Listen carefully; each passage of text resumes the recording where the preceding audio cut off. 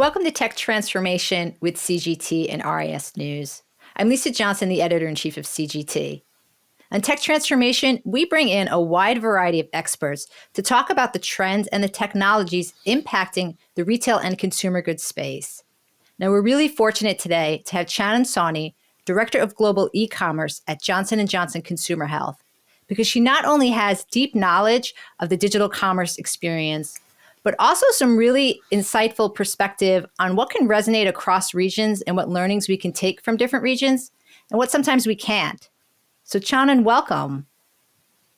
Hi, Lisa. Thank you for having me.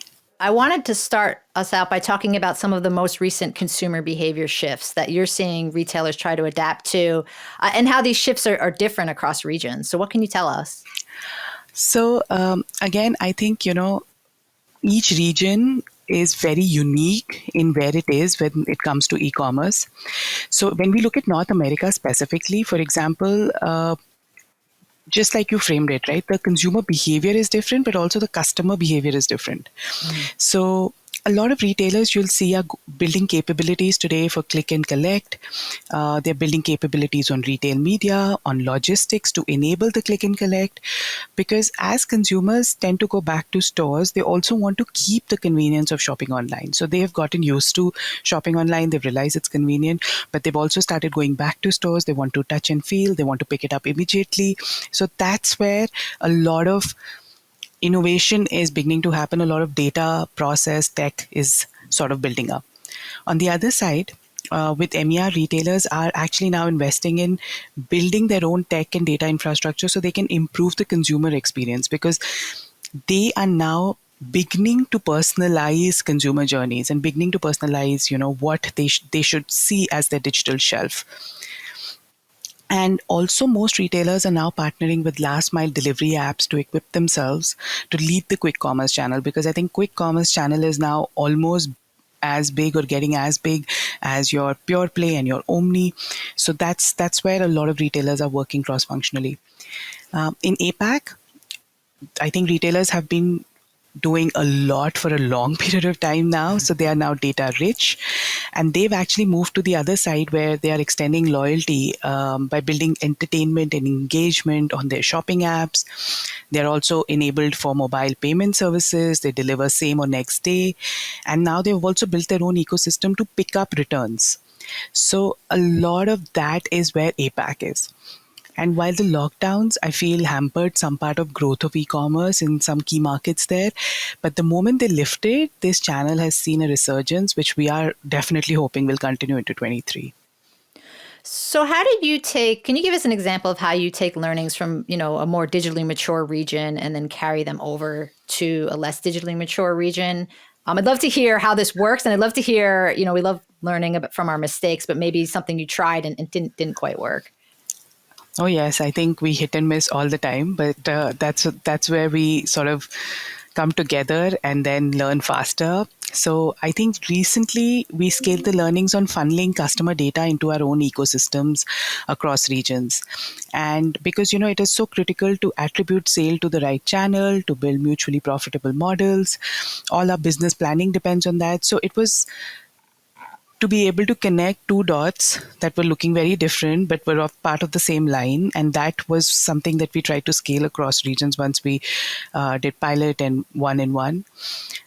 It also allowed us to funnel back the exact insights to our brand and cross-functional teams. So we were able to link the data not just from a mutual profitability standpoint, but also from like an insight standpoint. But again, like we were just talking about, each region's different on its maturity curve. So some learnings become very hard to scale. So from a not such a good win perspective, I think social commerce works very differently across regions. So while influencer marketing and penetration of popular platforms like Instagram, TikTok are all pervasive and pretty much commonly all pervasive, the overall ecosystem that is required to make social commerce a scaled model is very different. So unfortunately, there our efforts to scale learnings did not have the same impact across markets. Can you talk a little bit about the differences? Or is it the platforms? Is it how consumers engage with the platforms that are different in regions? Or is there any other insight you can share? I think, again, like my personal point of view there is that consumers are different, but also like the back end of a lot of what enables social commerce and, like, leads from discovery to delivery is very different. So I while the organizations might be the same, they have to lift different things in their own sort of backend to be able to enable this. And I think that's where the difference comes, that I think, again, personally, I feel very strongly that the need is there, and social commerce is just going to be the most natural thing, because as humans we are social, as our interactions are social, so why shouldn't our purchase be social? But it's just about how quickly it will move and how actively it will move. So it's quite there in APAC. We are seeing wins in EMEA, and I think North America is just about how fast social commerce actually ends up having a success model here. Okay, that's interesting. It makes a lot of sense. I want to shift gears a little bit and talk about another type of technology that's generative AI. It's probably one of the most buzzed about topics. You can see it going through the hype cycle, but I don't want to say it undeniably is going to have an impact, but it seems to be very clear that it certainly will have some kind of impact. What that's going to be, not quite sure yet. So I'd love to get your perspective on, whether it's tools like ChatGPT or maybe, some of the image generation tools. Where do you see the potential for them to transform retail and consumer goods specifically? It is, I think, got all the hype because out of all the latest innovations that are there in this ever-changing world of technology, this one has my full heart. And like I'm talking about ChatGPT, I think I'm so glad that I'm part of a generation that is seeing this come to life, and come to life not just across industries, but also across need states.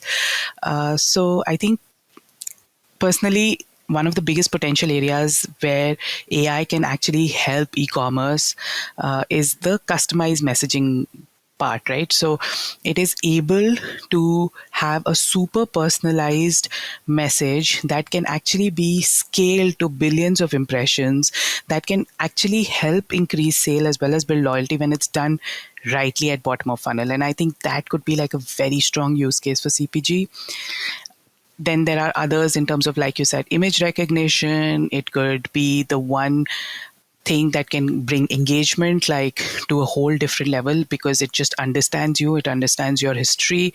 So all of those I feel are very exciting parts of AI and ChatGPT.